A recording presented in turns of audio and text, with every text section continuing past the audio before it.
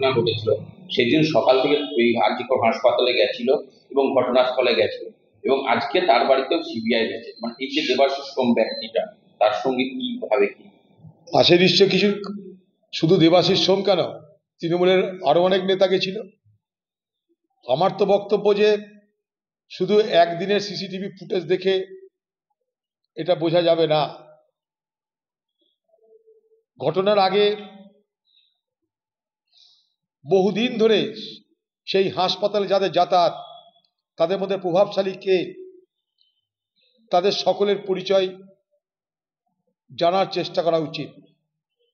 তাদের মধ্যে বিশেষ বিশেষ যারা ব্যক্তি, তারা কোন উদ্দেশ্যে যেত, সেটার একটা তদন্ত হওয়া উচিত। কারণ সবাই আমরা বুঝছি যে এটা নেহাত একটা ধর্ষণ বা খুন নয়, এর পিছনে আরো অনেক রহস্য লুকিয়ে আছে যা এখনো মানুষের কাছে ধরা পড়ছে না। তৃণমূলের বহু নেতা আরজিকরের বড় বড় পদে আরজিকরের বিভিন্ন ঘটনায় হস্তক্ষেপ করবার ক্ষমতা রাখত। তারা কারা, তারা কে? আমরা দেখেছি তৃণমূল নেতার ইচ্ছায় পিজির মতন হাসপাতালে কুকুরের ডায়ালিসিস হয়।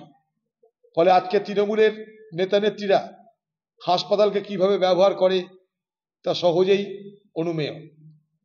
তাই স্বাভাবিকভাবেই এই তদন্তের আরো গভীরতা আমাদের জানা দরকার। কারণ সর্বশেষে কেন হলো, কিভাবে হলো, কারা করলো, এই তিনটে বিষয় যদি আমরা না জানতে পারি, তাহলে আমাদের বাংলার মানুষের এবং আমাদের সকলের যে দাবি, সেই দাবি পূরণ হতে পারে না।